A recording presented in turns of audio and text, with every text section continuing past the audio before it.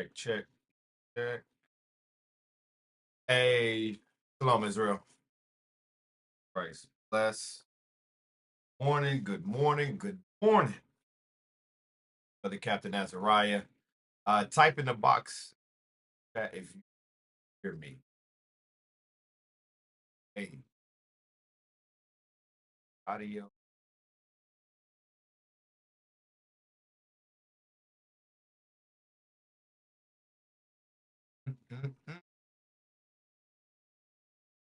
Check. 1, 2.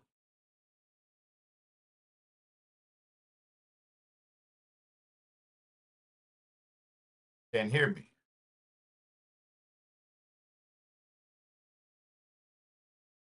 Okay, all praises, all praises. All right, shalom, y'all. Most High in Christ bless. This is another edition of History in the AM.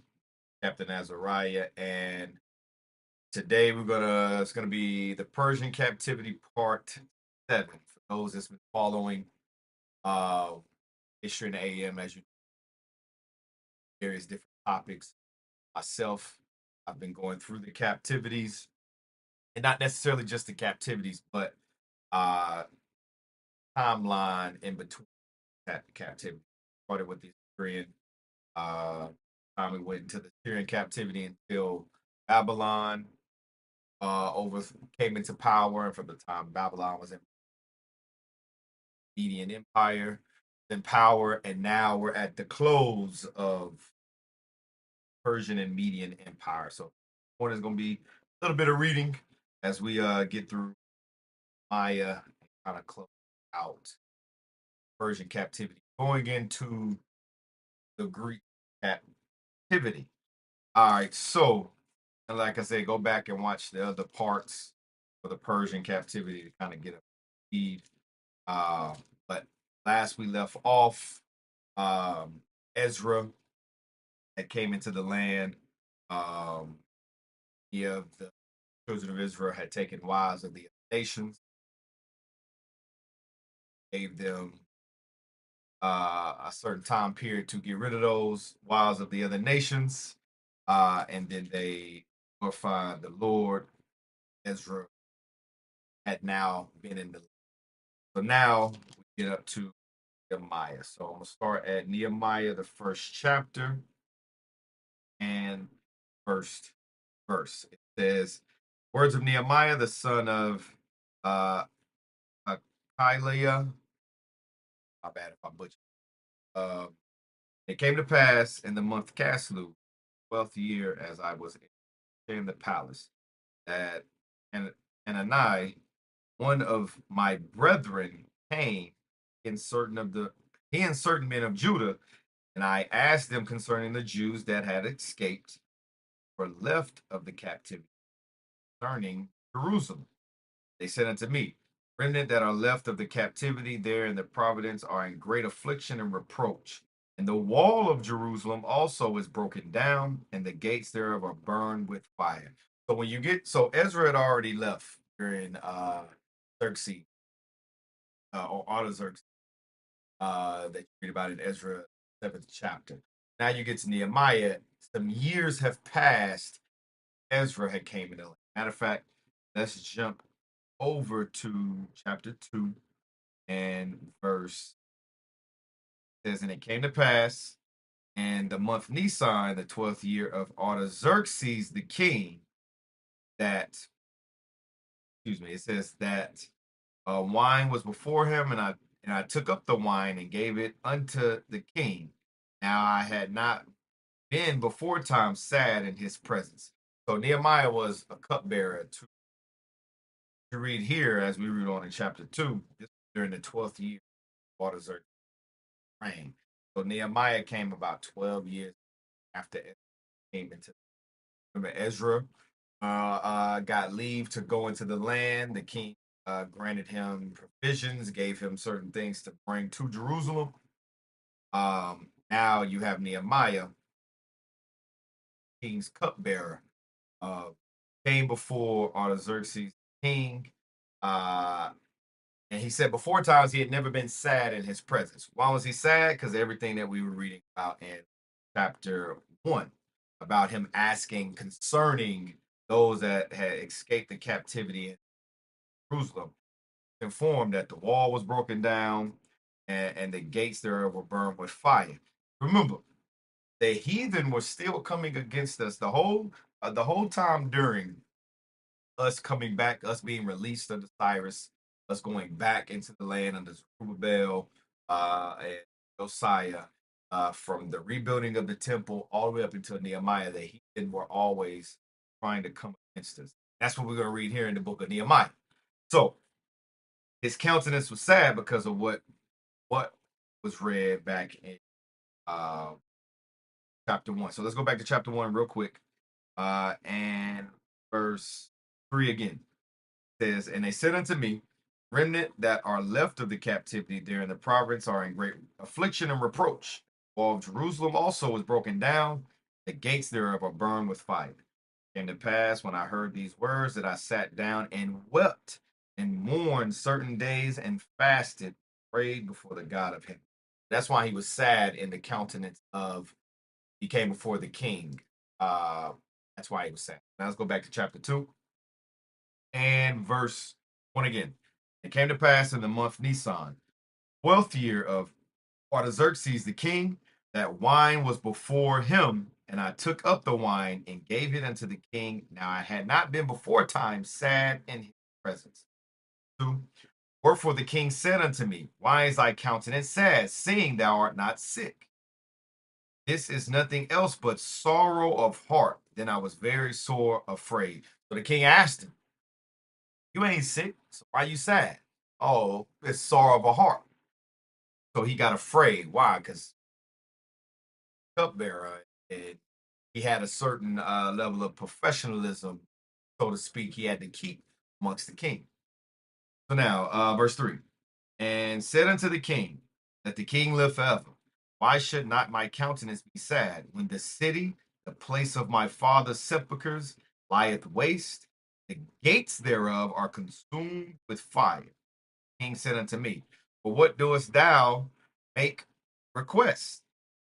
So I prayed to the God of heaven and said unto the king, please the king, and if thy servant have found favor in thy sight, thou wouldest send me unto Judah and unto the city of my father's sepulchres, that I may build it. So he asked the king, he said, listen, if I found favor in your sight, let me go back, send me to Judah, unto the city of my father's sepulchres, that I might build it. Watch this, verse 6. It says, the king said unto me, queen also sitting by. So the king was there and the queen was also sitting by. It says, for how long shall thy journey be? And when wilt thou return? But please the king to send me. And I set him a time. So basically the king asked him, how long is your journey going to be? How long are you going to be gone? And basically, and when will you return back? And so it pleased the king to send him, and he set him a time. Watch this. Let's jump ahead for what that set time is. Let's go to Nehemiah 13. I'm going to read it later, but go ahead and jump to it. Nehemiah 13 and verse 6 for that set time. So Nehemiah 13, verse 6. But in all this time was I not at Jerusalem, for in the 32nd year of Artaxerxes, king of Babylon, came I unto the king, and after certain days obtained I leave of the king. So he was there in Jerusalem from the 12th year of Artaxerxes' reign until the 20, it says the 30th and 2 year of Artaxerxes. That was the time that was set that he had to go back. He went back to the king, reading here in chapter 13, and then he obtained leave of the king to return back to Jerusalem. Because remember, it says that he had a set time. He said, matter of fact, back to chapter 2, verse 6 again. It says, and the king said unto me that the queen also sitteth by him.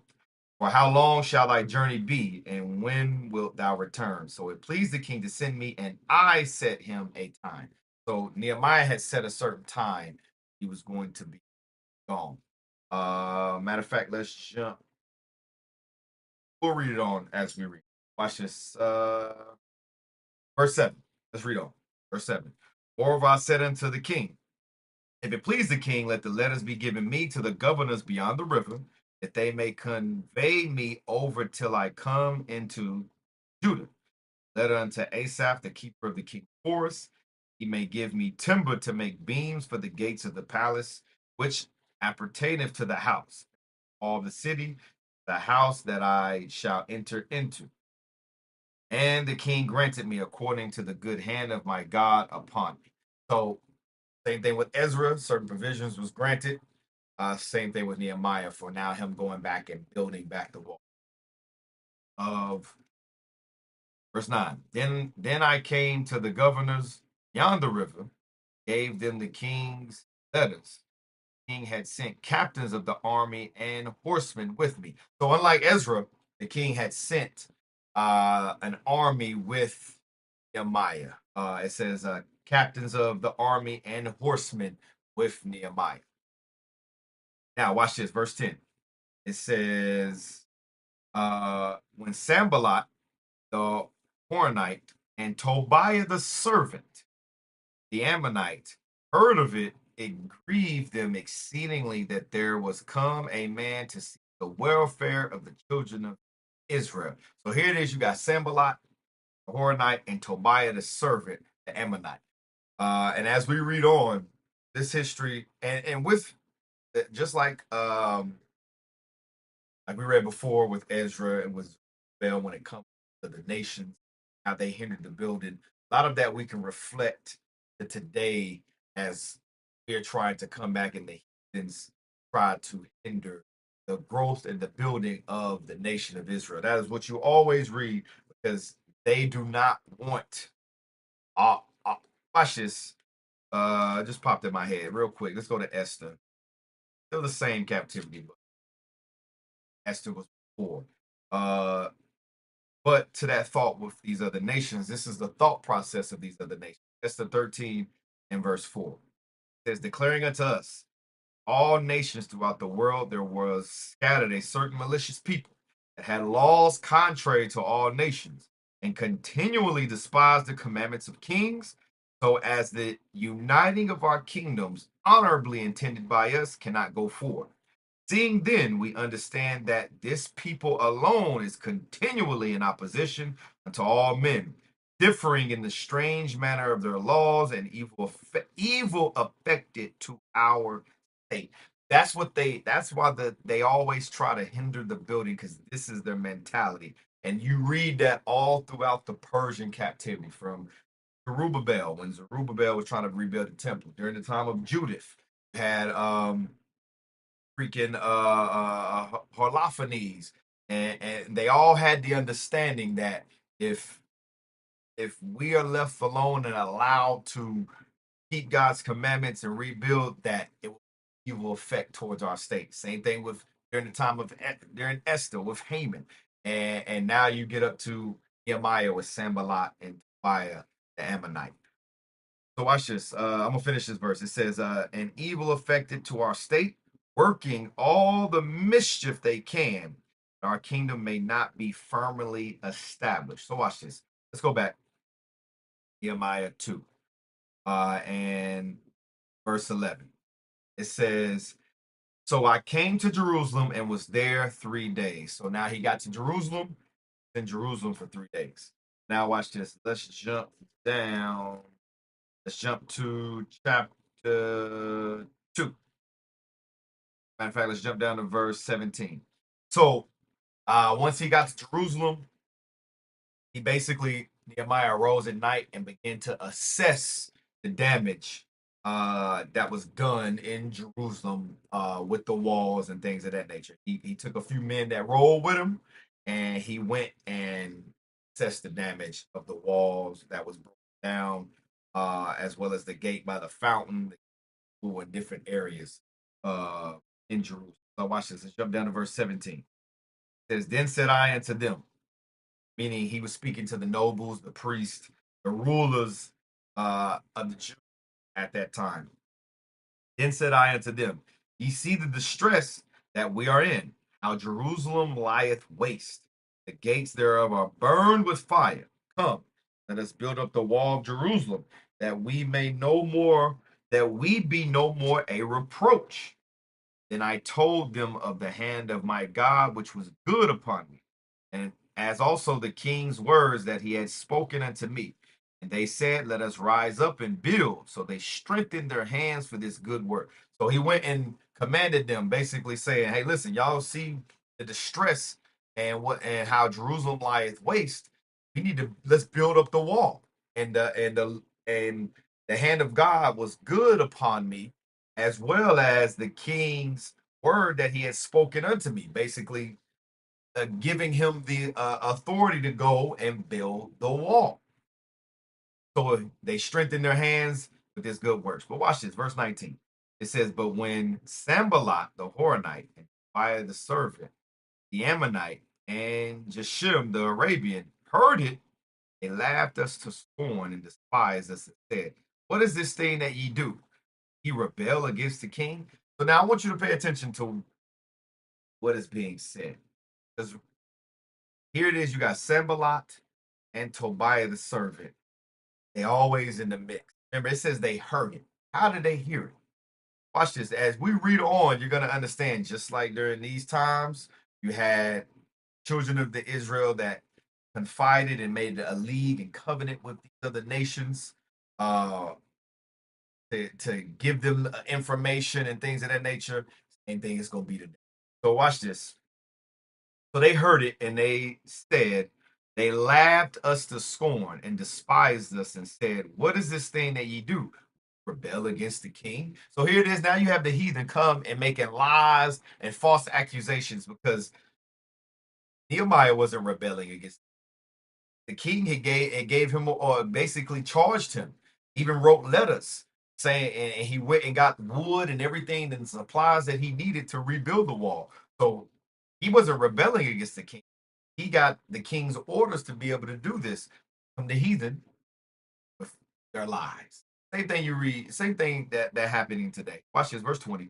It says, then answered I them, said unto them, God of heaven, he will prosper us.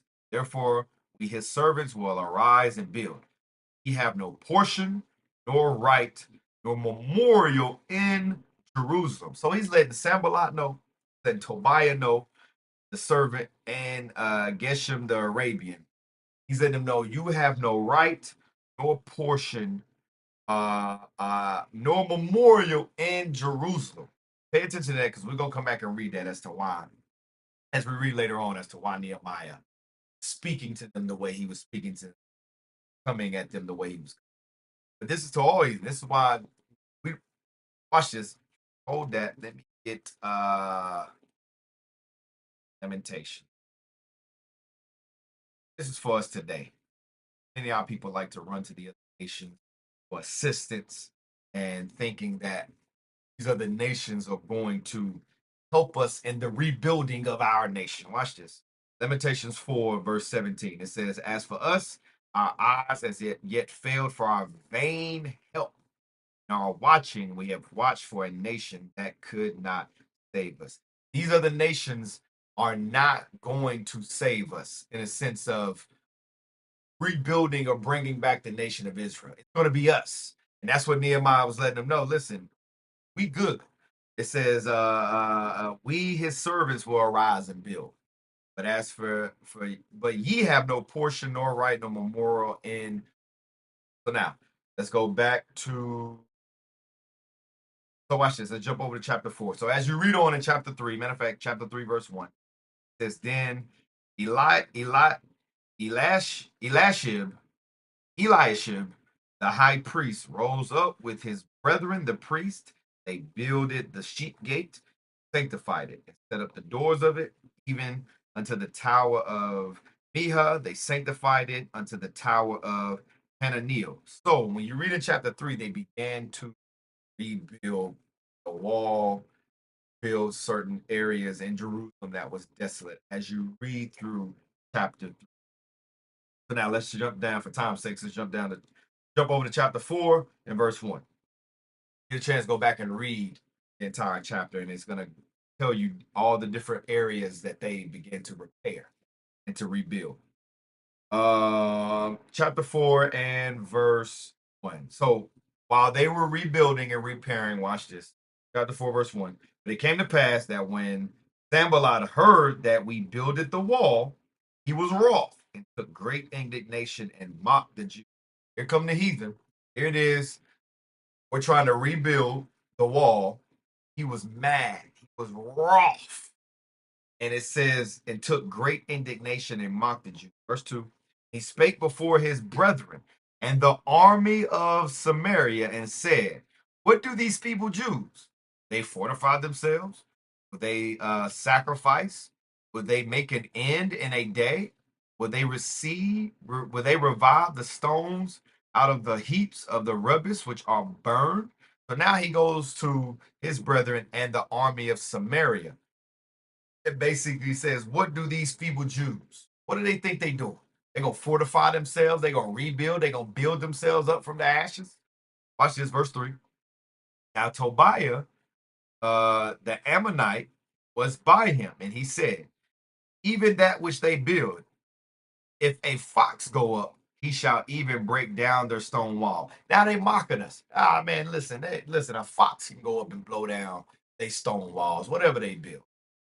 Verse 4, it says, hear, O God, for we are despised, and turn their reproach upon their own head, and give them for a prey in the land of captivity.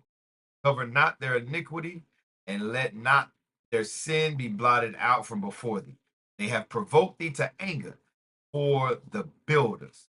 That was a prayer to God, because that's what they were doing. They were mocking, they were provoking the Lord to anger before the builders, because the builders was Nehemiah and those rulers, those priests, those Levites, and everybody that had tasked themselves and strengthened their arms to begin to rebuild the temple.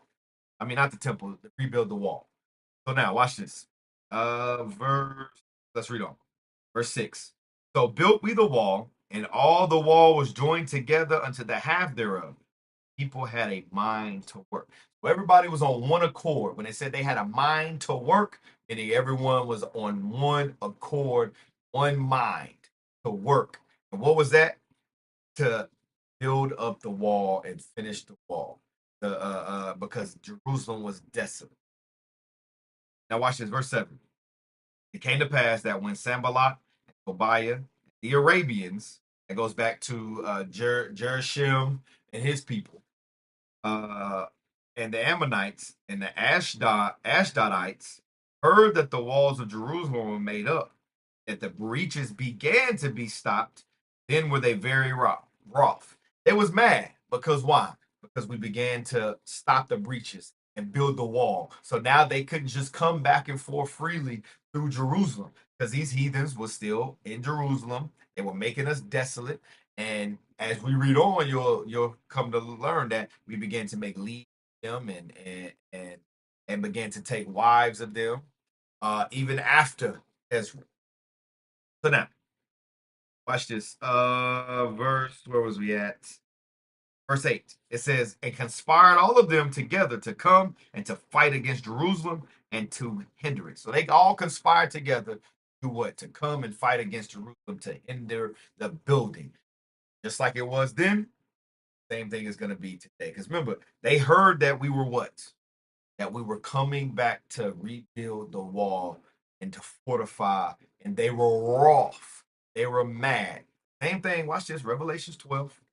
This is the same thing. That's why the scriptures say the things that was written aforetime was written for our learning.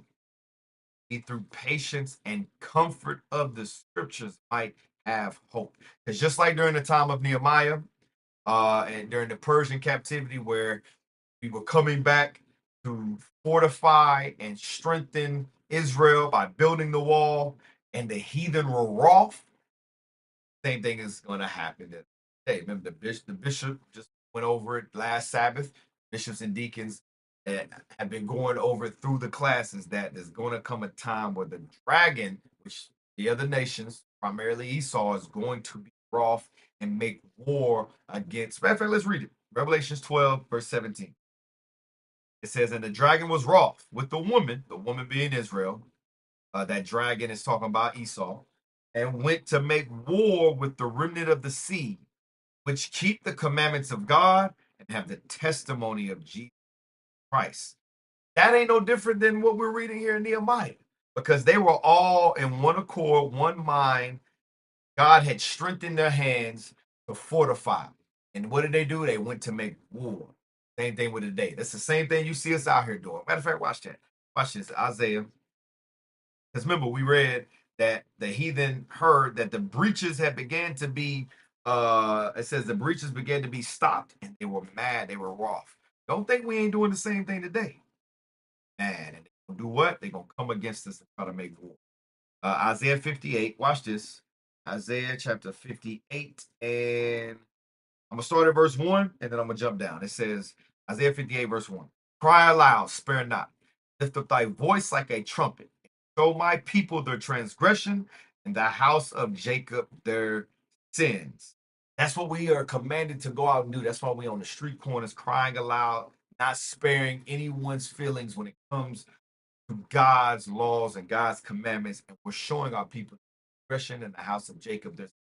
Watch what it calls it though. Watch this. Let's jump down to uh verse 12. It says, and they shall be of thee. It says, and they that shall be of thee shall build the old waste places.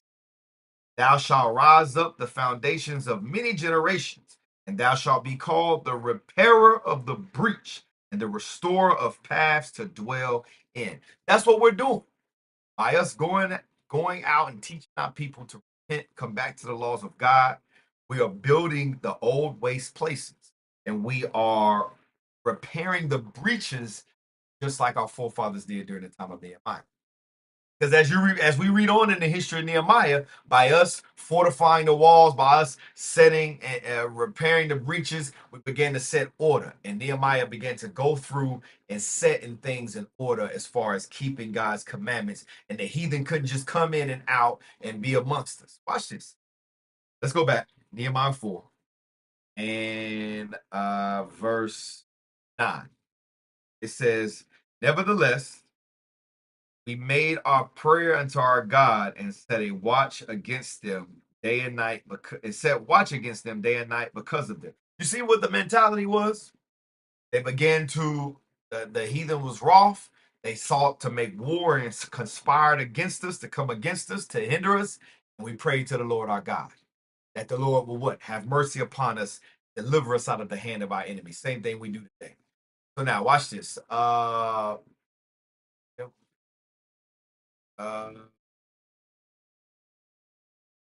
Here we go. All right, cool. Now camera started tripping. All right. So now, let's get where I was at, Nehemiah 9. It says, nevertheless, we had made our prayer unto our God and set a watch against them day and night because of them. Verse 10. It says, and Judah said, the strength of the bearers of burdens is decayed, and there is much rubbish, so that we are not able to build the wall. And our adversary said, they shall not know, neither see, till we come in the midst of them and slay them and cause the work to cease. So Judah basically said there's a lot of rubbish, there's a lot of rubble, and the bearers of burden is in decay. And our adversary said that they shall not know, neither see, till we have come in the midst among them and slay them. They ain't gonna be able to, there's a lot of places for us to hide with all the rubble. We won't be able to see them until they're in the midst of us and they slay us. So watch this, verse 12. It came to pass that when the Jews which dwelt by them came, they said unto us 10 times, from all places whence ye shall return unto us, they will be upon you. Therefore set I in the lower places behind the wall, and on the higher places I even set the people after their families with their swords, their spears, and their bows. So because of this, Nehemiah began to set uh, order as far as where brothers and their families needed to position themselves because the enemy was trying to come against us. Verse 14. And I looked and rose up and said unto the nobles and to the rulers and to the rest of the people, be ye not afraid, be not ye afraid of them. Remember the Lord, great and terrible. Fight for your brethren, your sons and your daughters and your wives and your houses. So Nehemiah is building them up, telling them, don't be afraid. Remember, it says, remember the Lord, which is great and terrible. Remember God, because he's great and he's terrible. He's great in the sense of he will deliver us for keeping his commandments, for trying to do what he has commanded us to do. He is terrible. I mean, he will destroy you for being fearful and not doing that which is pleasing in his sight by keeping his commandments. And in this sense, building back up the foundation and repairing the breaches thereof. Uh, Verse 15, and it came to pass when our enemies heard that it was known unto us, and God had brought their counsel to naught, then we returned all of us to the wall, everyone unto his work. So once the enemies had heard that we basically knew what they were trying to do, that God had brought their counsel to naught, then they left and we were able to return back to the wall, everyone until his work, meaning back to where they were at, and completing the wall. Verse 16. Came to pass from that time forth that the half of my servants wrought in the work, and the other half of them held by the spear, both the spear and the shield and the bows and Hebergions, and the rulers were behind all the house of Judah. Basically, they were split up. Had half the men working on the wall, and the other half men standing guard. In the event that the heathen tried to come and uh let's read on. Verse 18. For the builders, everyone had his sword girded by his side, and so building. And even the builders, those that were working, still had their sword by their side. They were girded with their sword. In the event a heathen would come up, they were prepared. Um it says for the verse 18 again, for the builders, everyone had his sword girded by his side, and so built. And he that sounded the trumpet was by me. And I said unto the nobles and to the rulers and to the rest of the people, work is great and large. We are separated on the wall, one far for another. So he instructed them. He let the nobles know, listen, this is a great work. And so there's a lot of space in between us because there's so much work to be done. So we're far apart from each other. Verse 20, it says, in what place whereof ye hear the sound of the trumpet, go ye thither unto us, our God shall fight for us. So wherever you hear the sound of the trumpet, that's where y'all need to converge on, and our God will fight for us. Verse 21, so we labored in the work, and half of them held the spears from the rising of the morning till the stars appeared. Likewise, at the same time said I unto the people, everyone with his servant lodge within Jerusalem, that in the night they may be a guard to us and labor on the day. So neither I nor my brethren, nor my servants, nor the men of the guard which followed me, none of us put off our clothes, saving that everyone put them off washing. So it was always on guard. It was ready until the finishing of the wall. So now let's chapter 5, verse 1. It said that there was a great cry of the people and of their wives against their brethren the Jews. So now verse 5, there was a great cry against their brethren the Jews. Here's why. Verse 2. But there were that said, we our sons and our daughters are many. Therefore we take up corn for them, that we may eat and live. Also, some also there were that said, we have mortgaged our lands, vineyards, and houses. They buy corn because of the dearth. Dearth meaning famine in the land. Because remember, when Nehemiah came back, Jerusalem was burnt. They were desolate. And you had many of our people at waxen poor mortgaged their land so that they could buy corn, meaning food. Verse 4. There were also that said, we have borrowed money from the king's tribute, and that and that upon our lands and vineyards. That's how they were able to mortgage. Because remember, when you read during Ezra, matter of fact, go back to Ezra real quick. Ezra 7. Yes. No, no, no. Yeah, Ezra 7 and verse 14.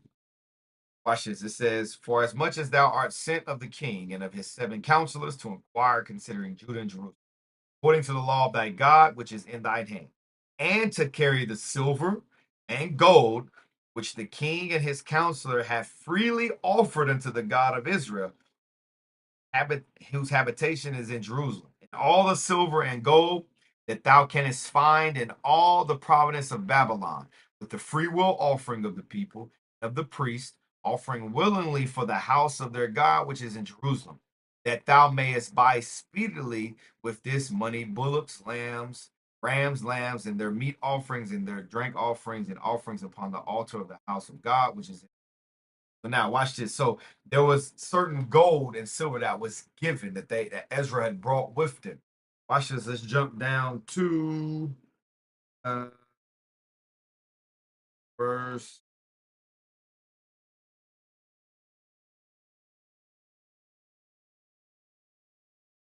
Uh, yes, chapter 8 and verse 30. So Ezra went back in the land like we read before. Watch this. Verse 30. So took the priests and the Levites the weight of silver and gold vessels to bring them to Jerusalem and unto the house of our God. So there was gold, silver that was brought and put in the house of God. Now let's go back to chapter Nehemiah 5. And that's why it says borrow money for the king's tribute.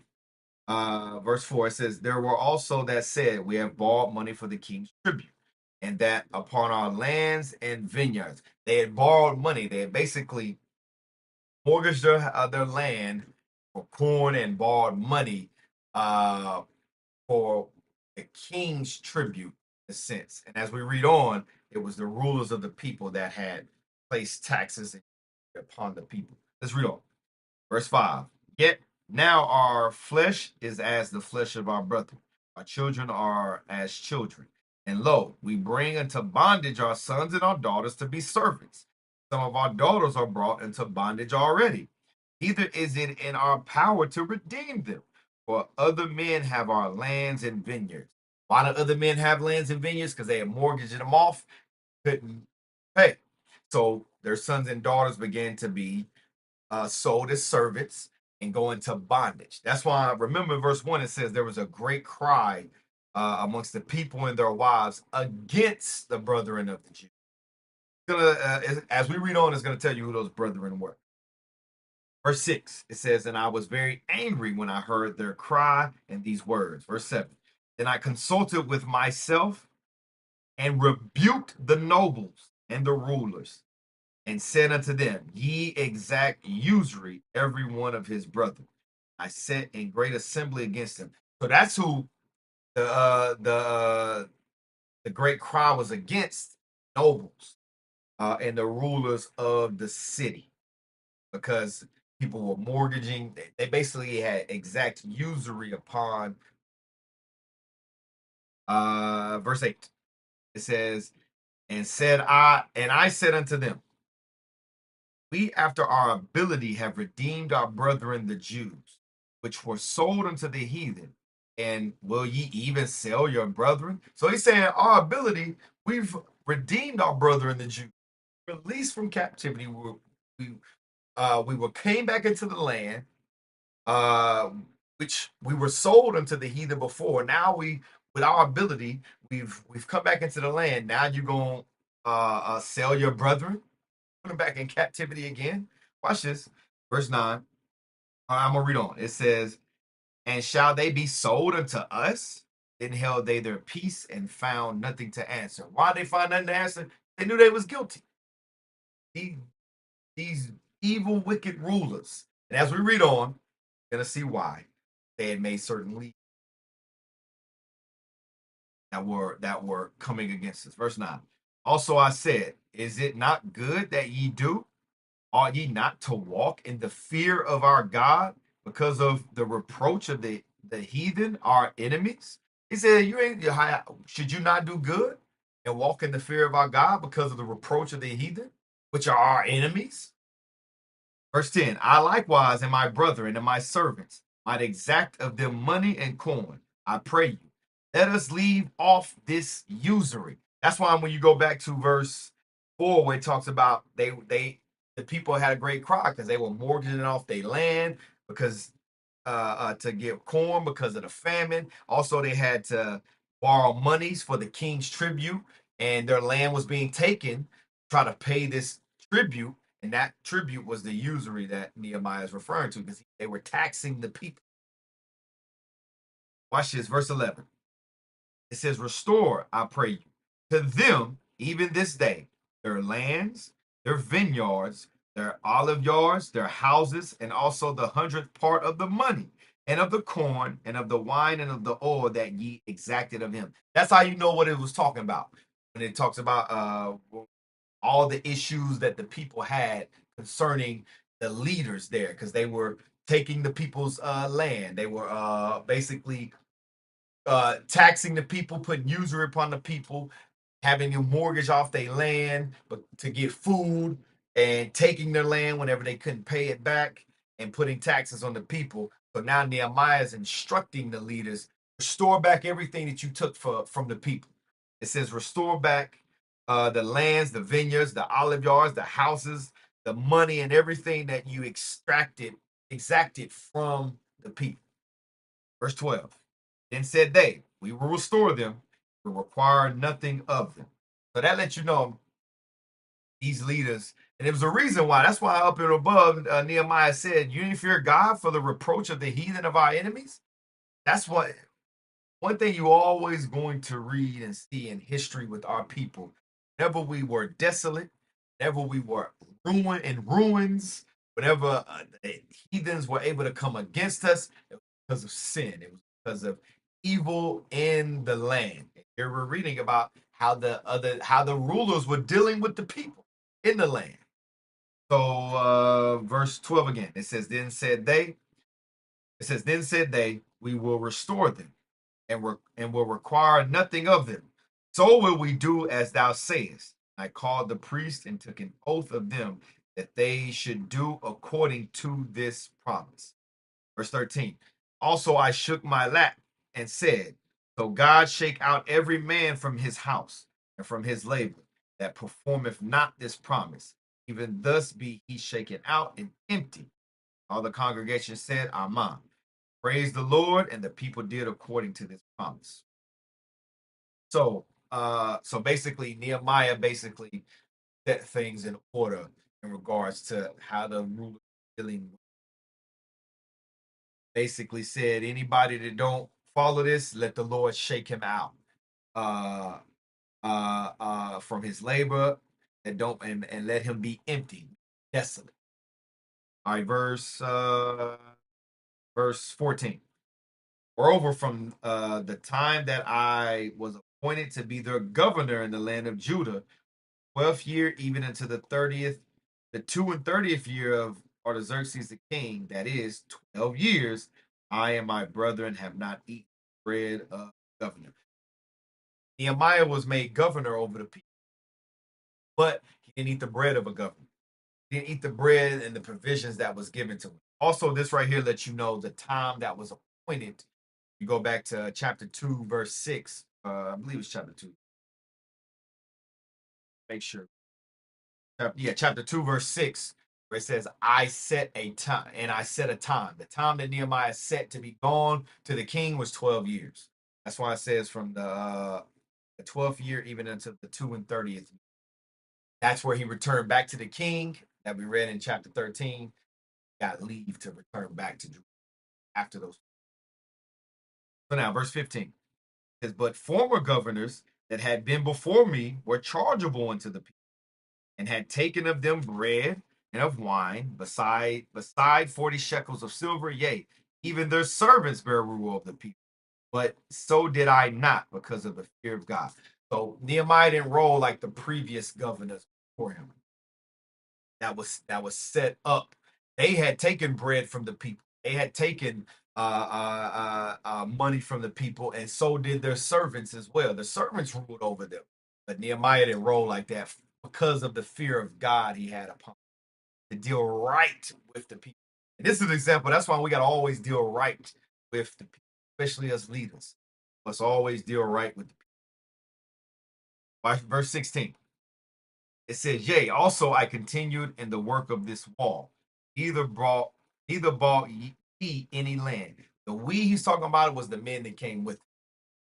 It says he continued in the work of this wall, nor did he buy any land there. It says, "And all my servants were gathered thither unto the work." All his servants, the men that rolled with him, that you read back in chapter 2 and verse 12. Says, "And I arose in the night, I and some few men with me. Neither told I any man what my God had put in my heart to do at Jerusalem. Neither was there any beast with me, save the beast I rode upon." Those are the men that came with him. That's what you're reading about here.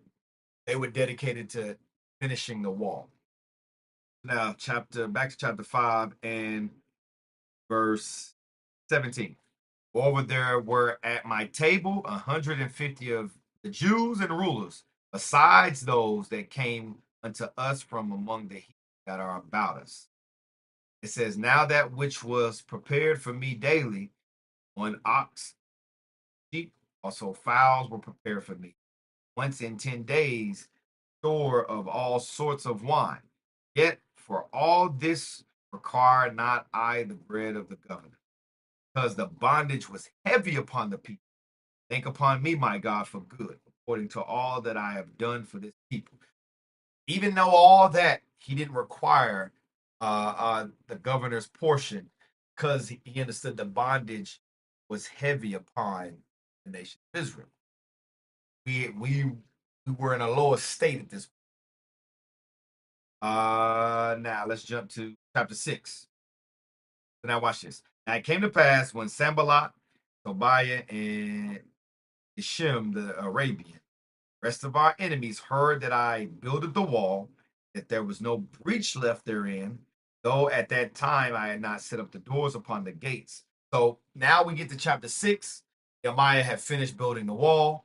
Um, there was no breach at all. There was nowhere that you could get into the wall, except he hadn't put the doors upon the gates. Gates were still open. That was the only way in and out of the city. But as far as the wall had been built. There was all the breaches had been sealed. So when the heathens heard this, watch this, verse 2. "Then Sambalat and Geshem sent unto me, saying, Come, let us meet together in some of the villages in the plain of Ono. But they thought to do me mischief." So they sent letters for Nehemiah to basically come meet him, but they sought to do him mischief. They wanted to kill him. Verse 3, it says, "And I sent messengers unto them, saying, I am doing a great work, so that I cannot come down. Why should the work cease, unless I leave it and come down to you?" He said, "Listen, I'm doing a great work. I ain't got time to come down and entertain you heathens." He says, "Why would I stop doing the work, come down to you?" Verse 4, "Yet they sent unto me 4 times after this sort." So he denied them, and they kept sending, try to get him to come and meet with them. Tell you that the heathen always want to know what our plans are, where we're at. They always are going to conspire mischief against us. Watch this. Verse 5. It says, "Then sent Sambalot his servant unto me in like manner the 5th time with an open letter in his hand, wherein was written, It is reported among the heathen." So now he sends a 5th letter, because he can't get him to come down and meet with him. So he sends a 5th letter. Watch this. It says, "Wherein was written, is reported among the heathen, and Gashmuth saith it, that thou and the Jews think to rebel, for which cause thou buildest the wall, that thou mayest be their king according to the words." So now they send basically to try to strike fear in Nehemiah by lying, basically saying, "Hey, Gashmu say that you trying to rebel against the king. That's why you building a wall, and that's what the word is being said that you want to be their king, and the wall is your attempt to try to rebel against Persia." Watch this, verse 7. It says, "And thou hast appointed prophets to preach of thee at Jerusalem, saying, There is a king in Judah, and now shall it be reported to the king according to these words. Come now, therefore, let us take counsel together." So now he sends this to try to get Nehemiah to come and talk to Sanballat. Sends this lie, false accusation to try to bring Nehemiah out so that he can what? Do mischief to them, ultimately kill him. And by him doing this was to strike fear. Watch this, verse 8. "Then I sent unto him, saying, There is no such things done as thou sayest, but thou feignest them out of thine own heart," meaning you made them up. It was a lie. Because there's no such thing. We ain't got prophets prophesying in Jerusalem saying that there's a king in Judah. He ain't building up the wall to rebel against the king. I'm doing everything that the king allowed me to do. I even set a time for this to be done. But you feigned them out of your own heart. Verse 9. "But they all made us afraid, saying, And shall be weakened for the work, that it be not done. Now, therefore, O God, strengthen my hands." Because ultimately, that's what they wanted to do. They were trying to hinder the building. And that's what you will always read when it comes to Israel trying to come back, trying to rebuild and bring back our nation. They're going to be right there to hinder. Uh, and also, the wicked of our people, which we're going to read that here in a little, will be there to help them. Verse 10, it says, "Afterward I came unto the house of Shemaiah, of uh, Deliah, son of Mehethabel, who was shut up. He said, Let us meet together in the house of God, within the temple, and let us shut the doors of the temple, for they will come to slay thee. Yea, in the night will they come to slay thee." So now here it is, our people. Here he is coming to Nehemiah, say, "Hey, listen, you need to go and get in the temple, shut the door, because they're gonna try to come slay you." Watch this, verse 11. "And I said, should such a man as I flee? And who is there that, being as I am, would go into the temple to save his life? I will not go in." He said, "What? The heathen gonna come against us, and I'm gonna flee? I'm gonna go into the temple? What type of man? What type of man would that make me?" This is how our forefathers rolled. This is how the leaders of our people always rolled. This is the mentality that we got to have today. Real leaders don't run and tuck and hide when trouble comes. Real leaders don't, all right, let me go and hide myself while men are out in the forefront dying and risking their lives. That ain't how the leaders of our nation roll. That ain't how, and this is the example that you see right here with Nehemiah, where he telling the brother, what type of man would I be? Watch this. He said, I ain't gonna go in to save my life. Watch this, verse 12. "And lo, it says, I perceived that God had not sent him." He said, "I perceive God ain't sent you." Because remember, uh, this man must have been had feigned himself a prophet. Because he said, "I perceive that God ain't sent you." Watch this, "but that he pronounced this prophecy against me. For Tobiah and Sanballat had hired him." So Tobiah and Sanballat hired this man to basically go and say, "Hey, say you're a prophet, and say, hey, this prophet, I prophesied that the heathen are going to come against you. Go and hide yourself in the temple. We can conspire to take Nehemiah out." Because the heathens always believed that smite the shepherd and the sheep will scatter. That's always been their mentality when it comes to our people. Kill the leader, and you're basically the organization to be done. Guess what? Comes to those that fear God and keep His commandments, it ain't gonna work because God has 144,000 reserved. Kill one of us, guess what? Another leader's gonna rise up. But watch this. Verse 13 says, therefore he was hired that I should be afraid and do so and sin. You understand what Nehemiah, his thought process? Trying to get me to sin, trying to get me to basically go and tuck myself and hide and not finish this work that I was tasked to finish, that God had sent me forth to do. You're trying to make me afraid. And that's what you see. And you can see that time and time again where our people will, well, the heathens were hired. We're reading an example right here. You don't think this is going to happen today? The heathen had hired certain of our people to come amongst us, feign themselves, try to make us afraid to hinder the building. Watch this. Verse 13. Therefore was he hired that I should be afraid and do so and sin, and that they might have matter of an evil report, that they might reproach me. Uh, Verse 14, my God, think thou upon Tobiah and Sanballat, according to these their works, and on the prophetess Noadiah. Here come the black woman always in the mix. It says, and the prophetess Noadiah, and the rest of the prophets that would have put me in fear.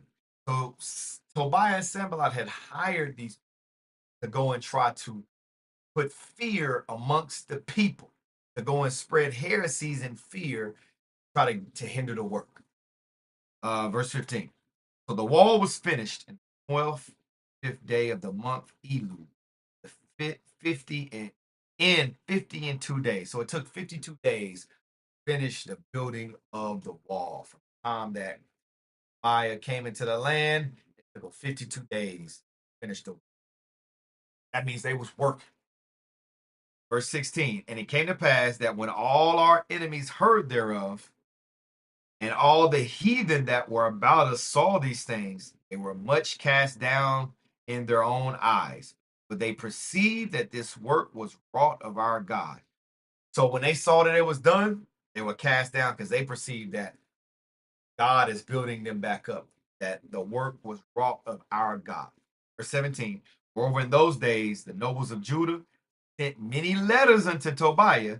The letters of Tobiah came unto them. Pay attention to this right here. It says, in those days, the nobles of Judah, they sent many letters to Tobiah. Tobiah is going back to that same Tobiah and Sanballat. It says they sent many letters unto Tobiah, and Tobiah sent letters to them. Verse 18, and there were many in Judah sworn, and there were many in Judah sworn unto him, because he was the son-in-law of Shechaniah, the son of Ara, and the son of Johanna, had taken the daughter of Eshulim, the son of Berechiah. Also, they reported his good deeds before me, and uttered uttered my words to him. And Tobiah sent letters to put me in fear. That's why he was sending letters, because he was a son-in-law of Shechaniah, so they had made league with him. They were sending letters back and forth. The letters he was sending was to put Nehemiah in. Now watch this. Let's jump over to chapter 7,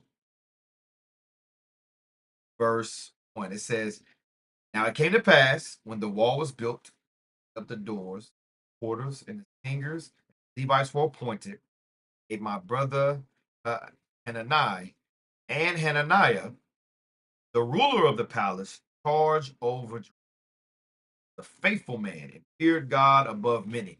So these were men that came over, that remember, reading chapter 1, Hananiah came and was brother, and he inquired of what was the state of Jerusalem and Judah. That's where he had told him what happened. So now we're here in chapter 7.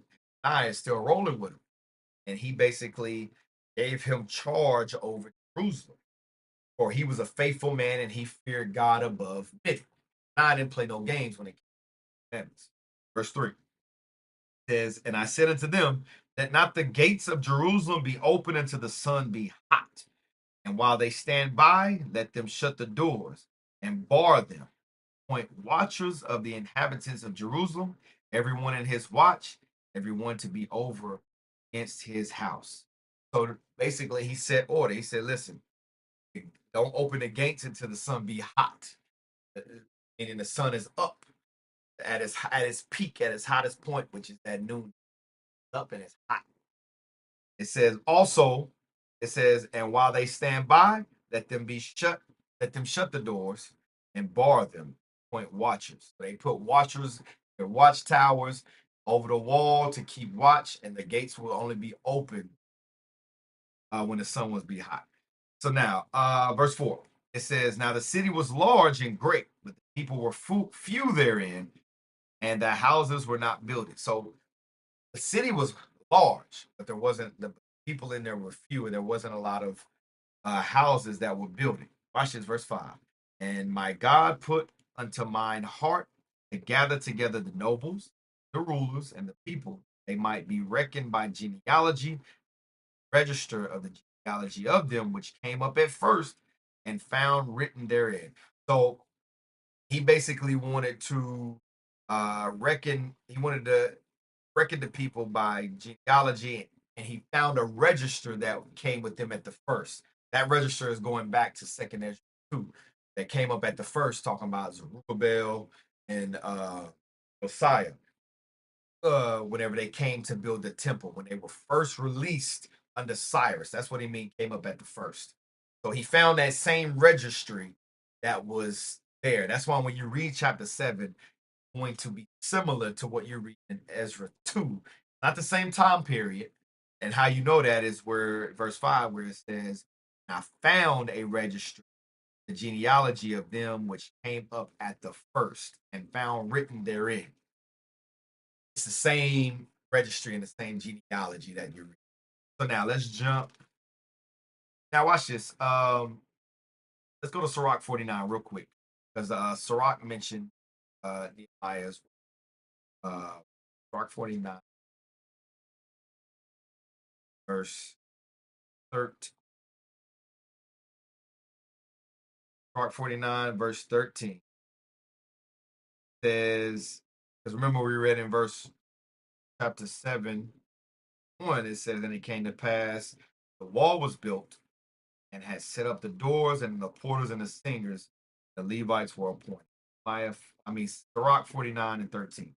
Among the elect was Nehemiah. Right here is letting you know Nehemiah is among the elect. It says, whose renown is great, raised up for us the walls that were fallen, and set up the gates and bars, and raised up our ruins again. So this is Barak basically reflecting on the history that we read about in Nehemiah. And you know that Nehemiah was one of the elect, and he had raised up, built the temple, put the bars, and brought us up from. So now let's go to chapter 8. So now, as you read on in chapter 7, going through the same registry and genealogy that he found that was among Bel and Josiah when they came up, the first to build the temple. So now let's go to chapter 8 and verse 1. So now it says, and all the people gathered themselves together as one man into the street that was before the water gate, and they spake unto Ezra the scribe to bring the book of the law of Moses, which the Lord had commanded to Israel. So now Ezra was there during this time.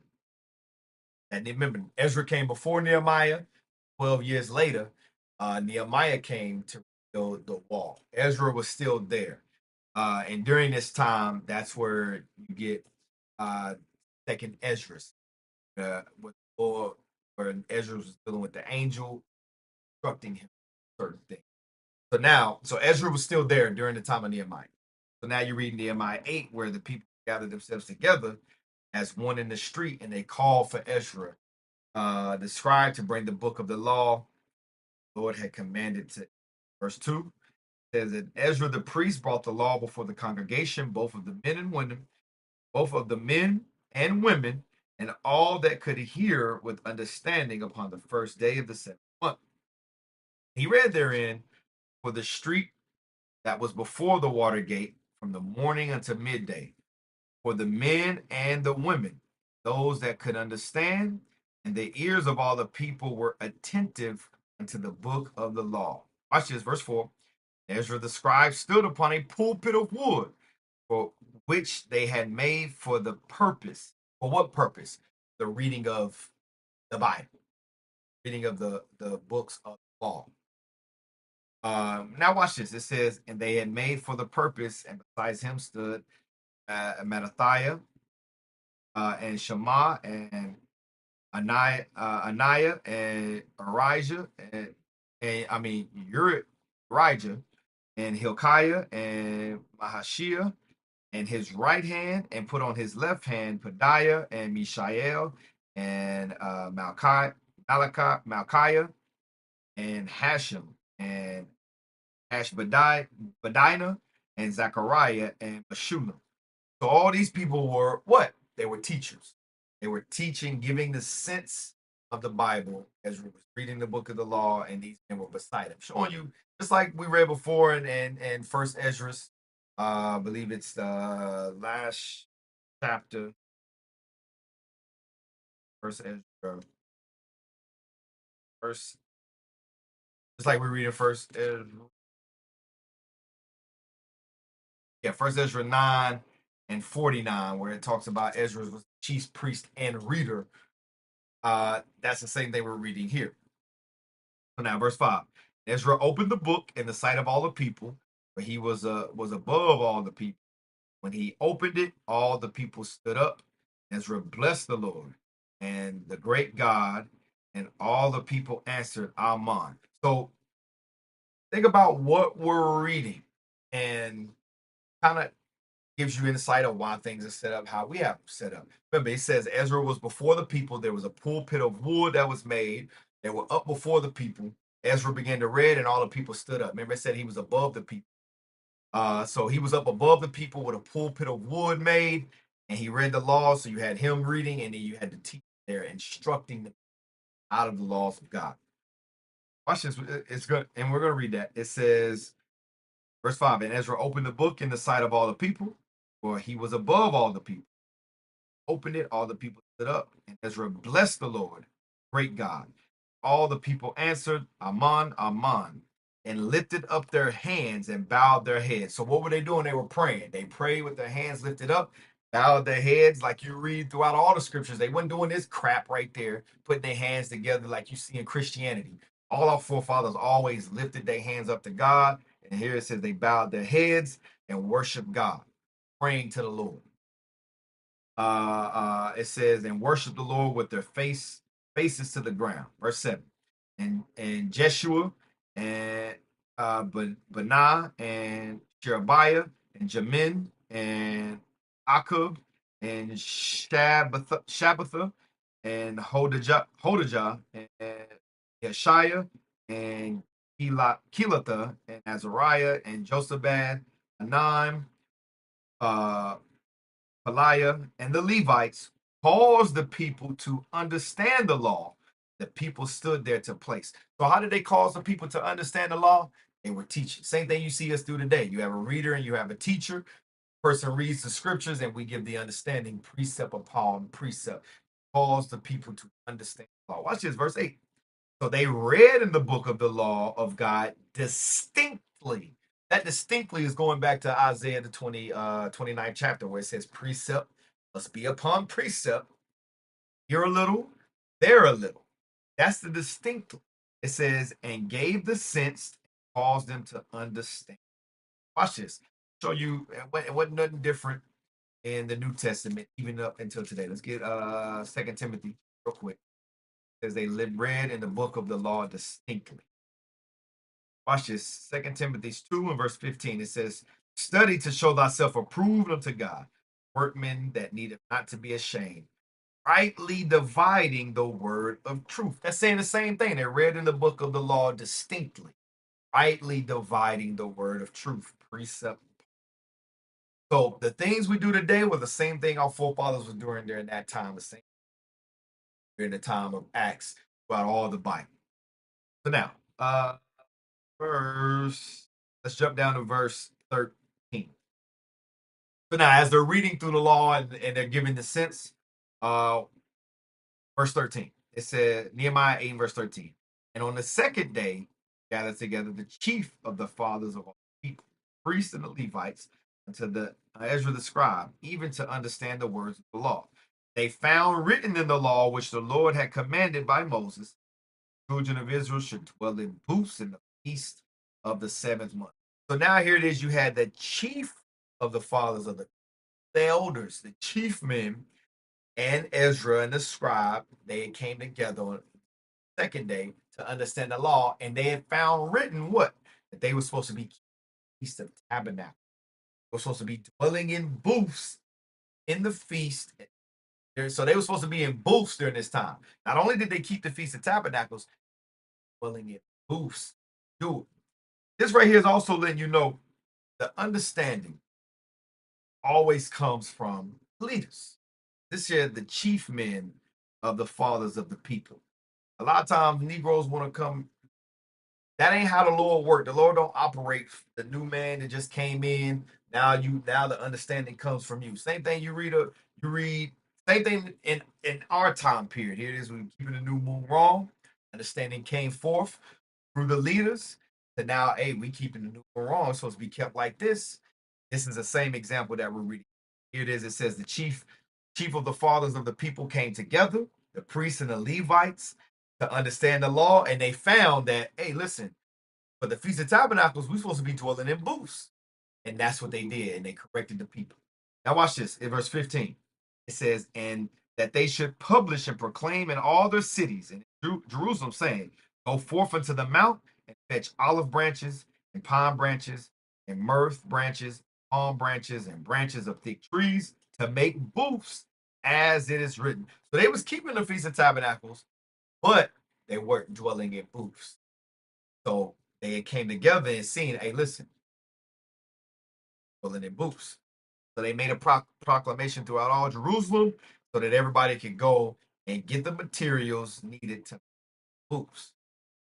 Verse 16. So the people went forth and brought them, made themselves booths, every one upon the roof of his house, in their courts, in the courts of their house of God, in the streets of the water gate, in the streets of the gate of Ephraim.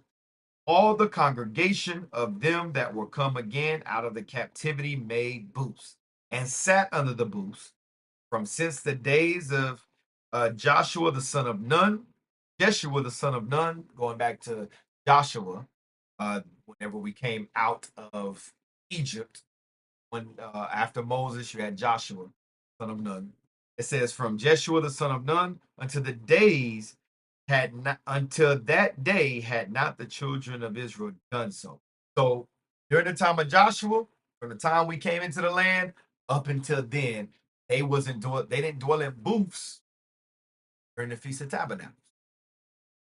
It says, and there was very great gladness. Why? Because they was now watch this, verse 18. Also, day by day, from the first day until the last day, read in the book of the law of God, they kept the feast 7 days. The eighth day was a solemn assembly according to what you chapter. So now let's chapter 9 and verse 1. It says, now on the 20th and fourth day of this month, the children of Israel were assembled with fasting, with sackcloth, and earth upon them. The seed of Israel separated themselves from the strangers and stood and confessed their sins, iniquities of their fathers. So here it is, even during all when you get to the time of Nehemiah, they were still uh uh mingling and dwelling with the strangers. Here we read they separated themselves from the strangers and stood, confessed their sins and iniquities of their fathers. That's something you can always see with our people was us always wanting to be intermingled and mix ourselves with other nations. And today, just like you see Persian captivity, Babylonian captivity, the Greek captivities, especially Roman, we always wanted to be amongst the heathens. Now, watch this. Let's jump to verse 27. So they made confession and basically, once again, made a proclamation that they would separate themselves from the heathen. But I want to read verse 27 because in that, because you had certain men stood up and they began to basically say certain things that were happening to us historically. But watch this, verse 20.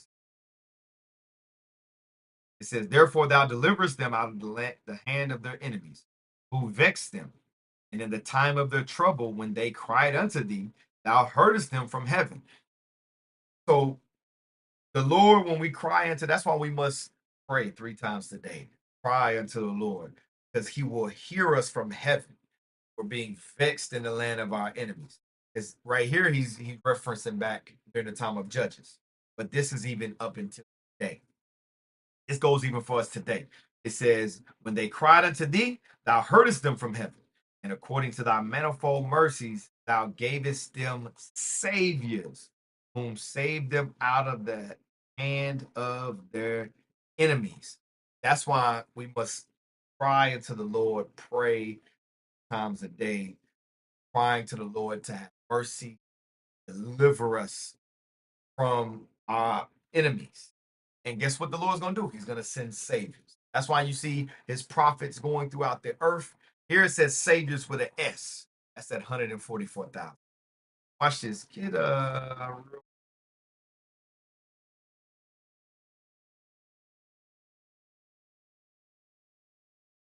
yes, yes. Revelations 2, 12, and 10. Watch this. It says, "Gave us them saviors." Revelations 12, verse 10, it says, "And they that dwell upon the earth shall rejoice over them and make merry." The they that dwell upon the earth, talking about the other nations, shall rejoice over them. The them is the Israelites. Read up in verse 8, it says, "And their dead bodies shall lie in the streets." That's talking about us. It says, "They shall rejoice over them and make merry and send gifts one to another." They used to send us as gifts one to another. Your so-called pagan Christmas, we were the gifts. That's what it's talking about here. It says, "And make merry and send gifts one to another." They would send us as slaves and gift us one to another. You see in certain in movies like Goodbye Uncle Tom and other movies, a little white girl running with us as a slave and a chain. They gave us as gifts. It says, "Because these two prophets tormented them that dwelleth upon the earth." Those are the saviors. These two prophets that tormented them that dwell upon the earth. That's the same thing you see us doing today. Understand that what we're doing, going out, teaching our people, preaching the word of God, trying to wake our people up, it's tormenting these other nations. That's why they're wroth. That's why they're mad. Same thing you read here in Nehemiah. Same thing during the time of Judges. The Lord sent saviors to do what? To deliver the people.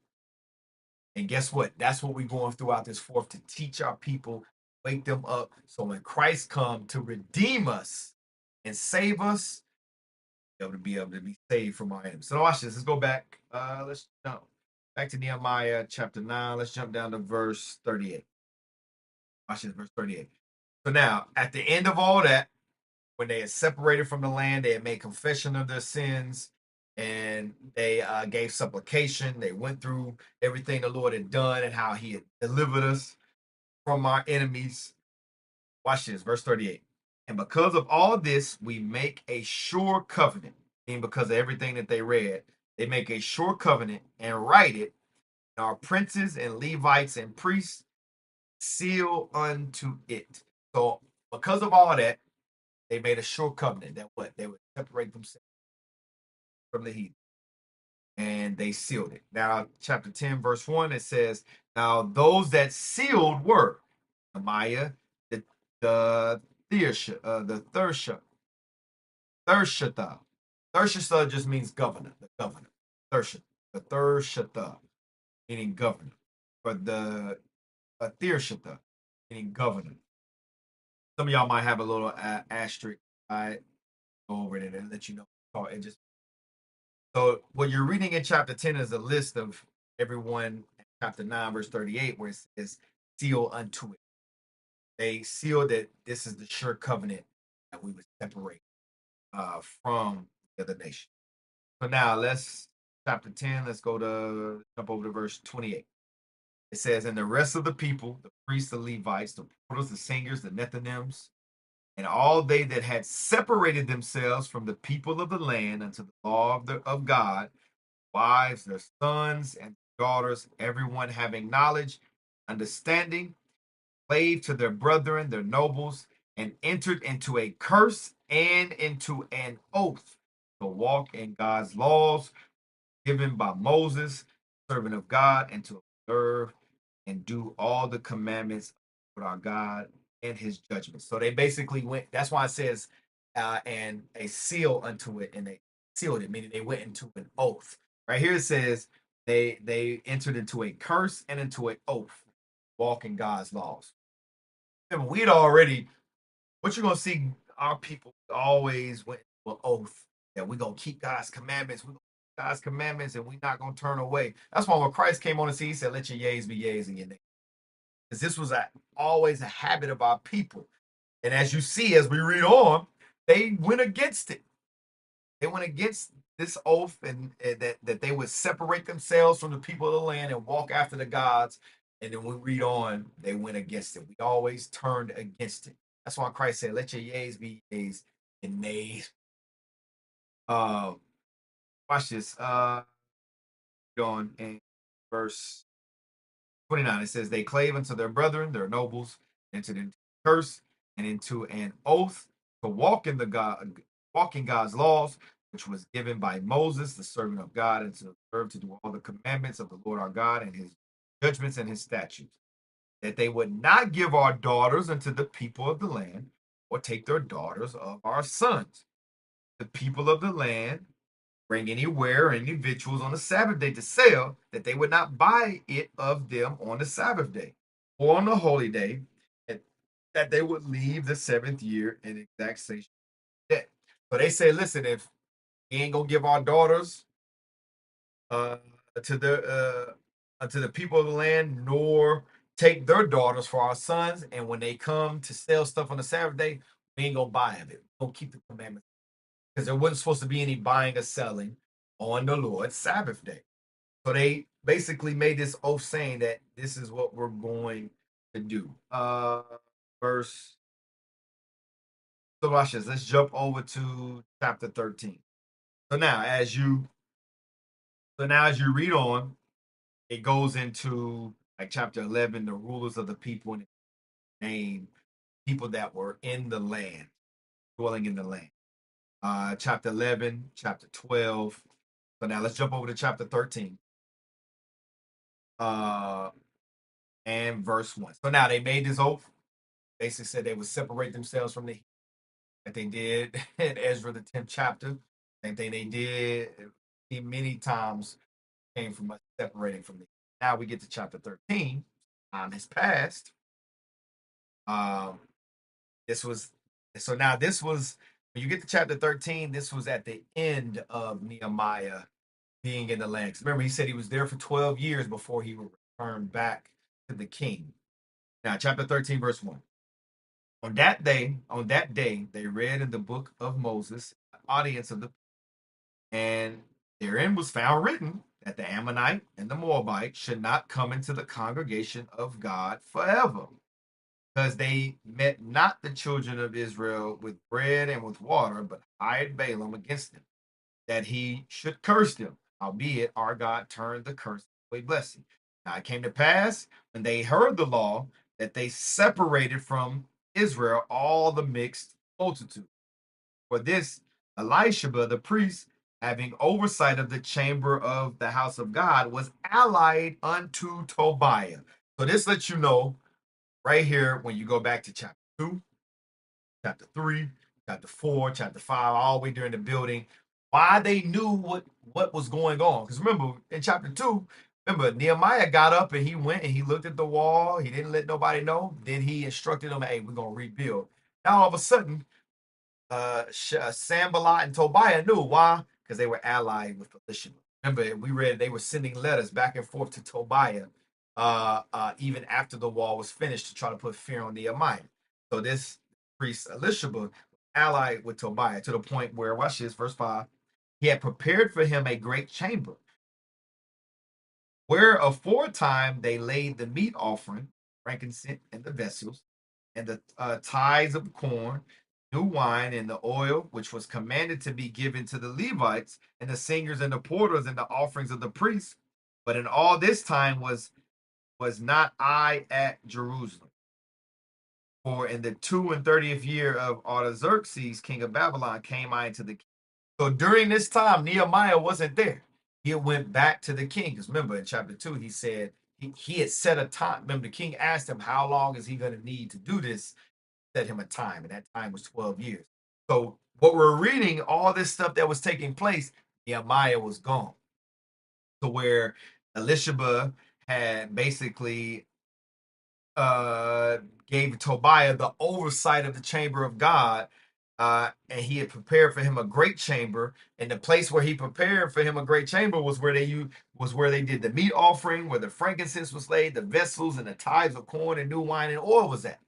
So this heathen that now came back in, crept in, because remember he was an Ammonite. Uh, and this is where they read in the Lord, like they ain't supposed to be up in here. Remember, they had just in chapter 11 had made an oath, but this lets you know there was time had passed. Many years had passed when you chapter 13. Nehemiah had went back, he was gone, and they began to do what? And they began to come back in and intermingle themselves, had the mixed multitude back amongst us. Verse 7, it says, and I came to Jerusalem, and matter of fact, I'm gonna read verse 6 again. It says, but in all this time was I not at Jerusalem, for in the 2 and 30 year of Artaxerxes, king of Babylon, came I unto the king, and after certain days obtained I leave of the king. So he was there for a certain period of time, and he got leave of the king. Because remember, he was the king's cupbearer. Um, so he had already given him 12 years to go make this happen, came back, uh, and basically got leave again to leave and come back to Jerusalem. Watch this, verse 7. And I came to Jerusalem and understood of the evil that Elishaba did for Tobiah in preparing him a chamber in the courts of the house of God, and it grieved me sore. Therefore, I cast forth all the household stuff of Tobiah out of the chamber, and I commanded, and they cleansed the chambers.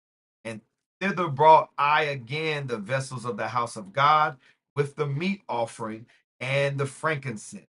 And I perceived that the portions of the Levites had not been given them. Levites and the singers that did the work were fleed every one to his field. So he had to go in and cleanse the chamber. Why? Because you had the heathen up in there. Understand this. You know, telling what type of he went up in there keeping the commandments of God. Guarantee you he was worshiping idols. Nehemiah had to come in, get him the hell up out of there and cleanse the chamber. But this just goes to show you, goes back to what we were chapter 2, chapter 3, 4. There's always a snake amongst us, Judas per se amongst us, that align themselves with the heathen to get us, try to hinder the building. Understand that it's always amongst our people. Here we read about Elishaba, how was in league with Tobiah.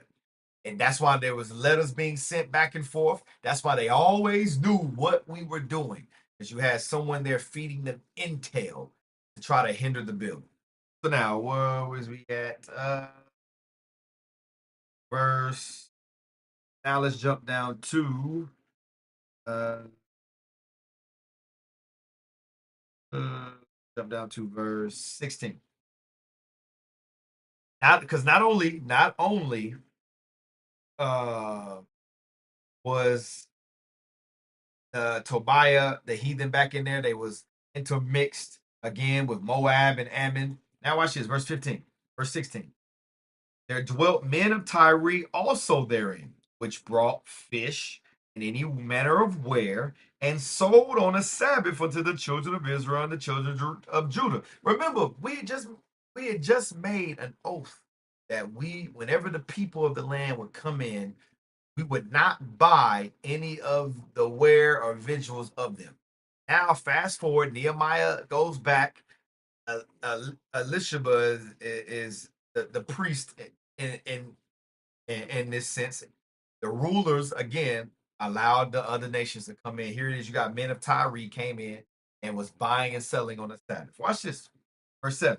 Then I contended with the nobles of Judah and said unto them, what evil thing is this that ye do and profane the Sabbath day? That's how you know ain't supposed to be no buying and selling on the Lord's Sabbath. You profane it. So he's going to the nobles like, what are y'all, why y'all bringing this evil upon us? Verse 18, did not your fathers thus, and did not our God bring all this evil upon us, on this city? Yet ye bring more wrath upon Israel by profaning the Sabbath. Verse 19, and it came to pass that when the gates of Jerusalem began to be dark before the Sabbath, I commanded that the gates should be shut, and charged they that they should not be opened till after the Sabbath. Now watch this. This right here that you know that the day starts, the Sabbath starts Friday at sundown. Because he said when it began to be dark, meaning at evening time, he said, go ahead and shut the gates. Now, when the sun goes down, the Sabbath starts, and they won't be open again until the Sabbath ends. Following day, that's Saturday in our time. That seventh day at sundown.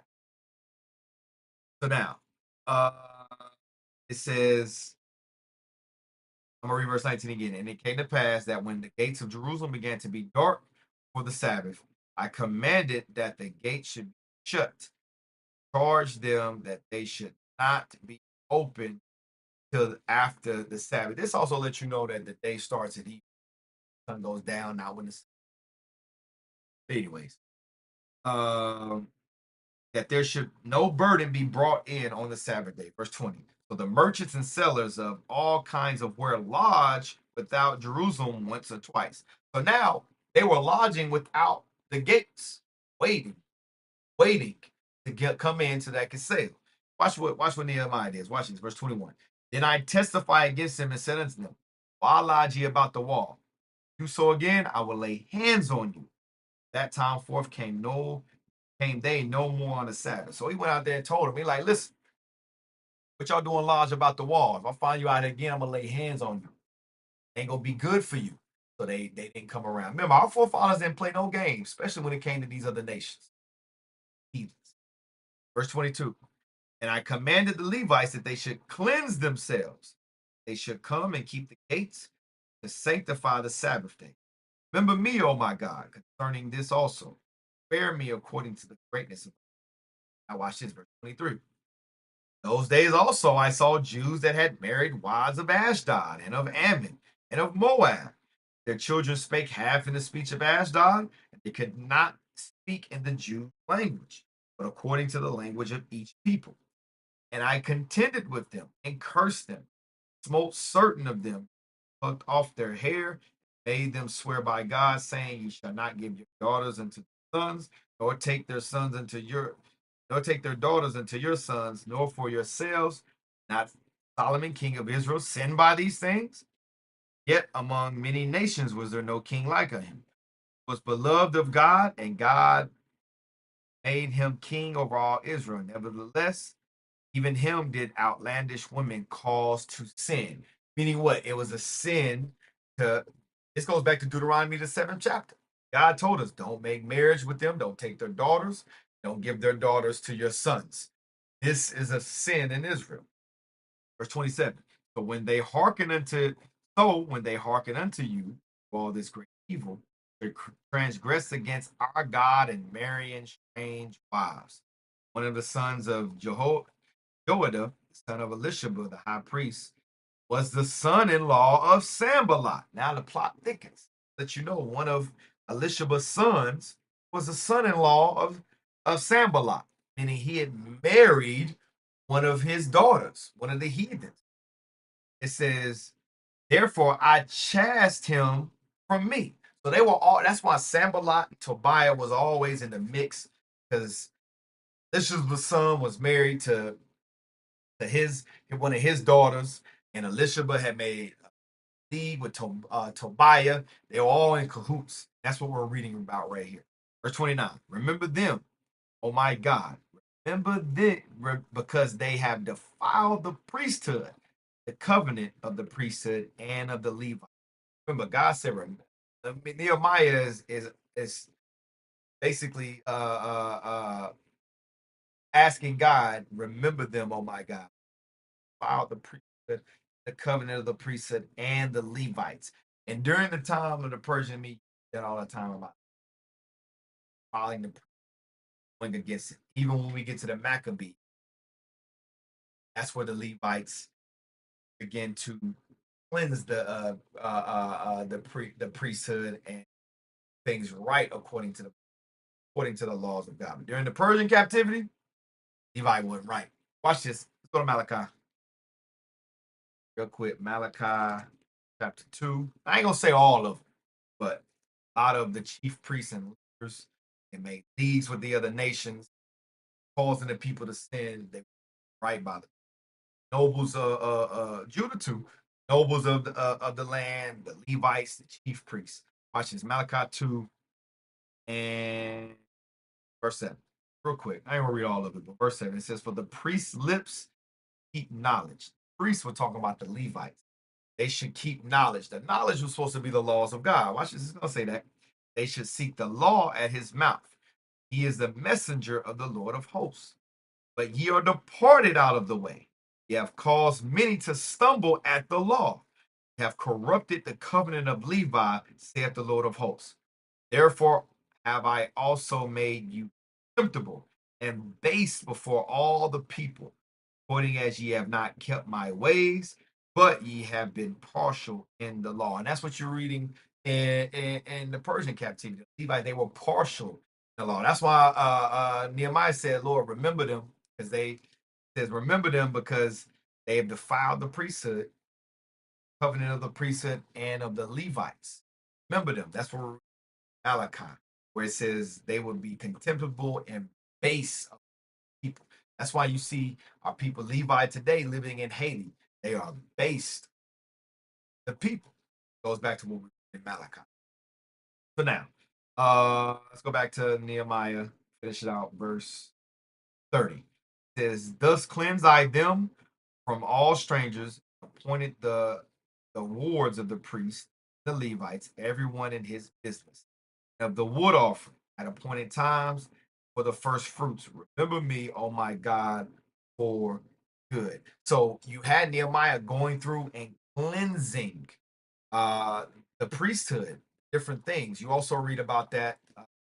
We ain't gonna read it today, but for time's sakes, that goes back to Second Maccabee. Matter of fact, let's go to Second Maccabee real quick. Chapter 1. We're not going to read the whole thing, but when you get a chance, read all of Second Maccabees 1. That's going into the history of what some of the things that took place with Nehemiah cleansing.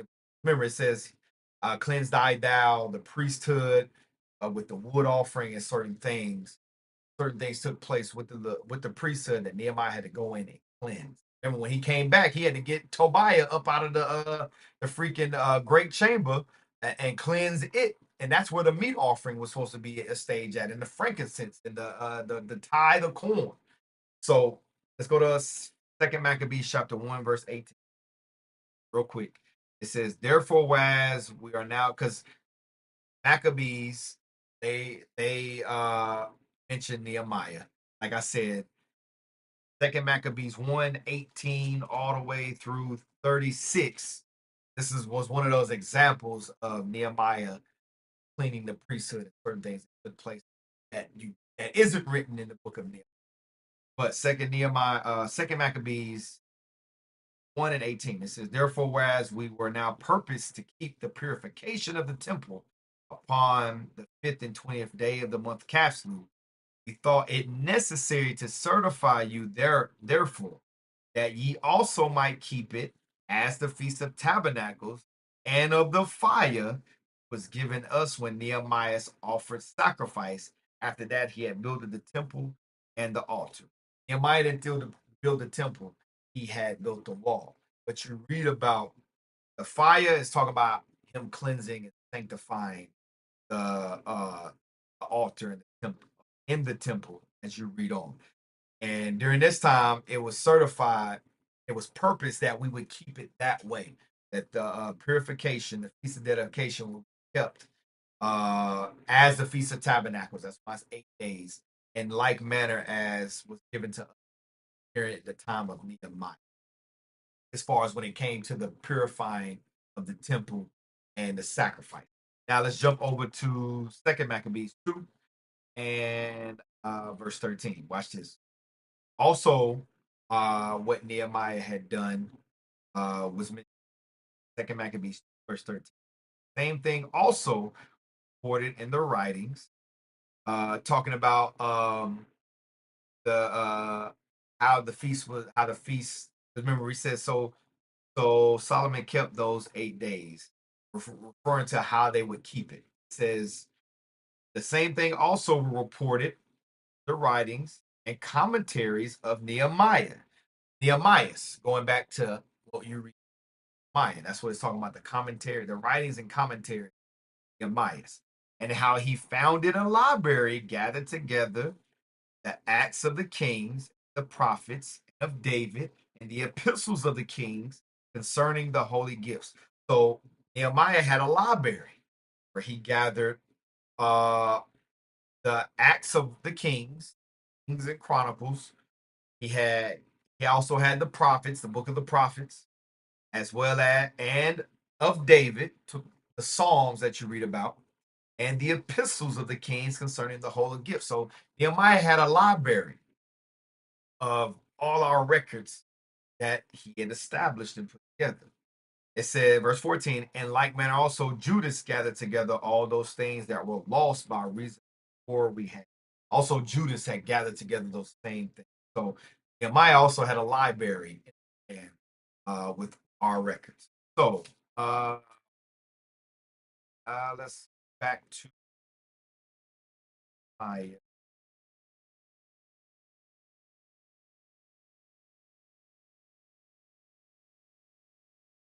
back to Nehemiah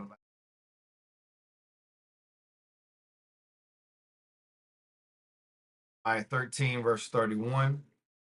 It says, and for the wood offering at times appointed, first fruits. Remember me, oh my God, for good. So Nehemiah is praying to the Lord, asking him, remember me, oh my God, for good. For all the great works that he did amongst Israel. So we'll stop right there. All praises be to the Most High God. So next week when I come on, we're going again the Greek captivity. Um, Basically, from this time point on, we lived in the land. The wall was established. Uh, Temple was rebuilt. We were in the land, and eventually, Greeks overthrown Persia, and they came into captivity. So they then began. Not they came into captivity, but we came into captivity. Greeks, and that began. So that's where we will pick up next week. Us going in that Greek captivity under Macedonian various. So all praises be to God. Pray y'all got some lessons home.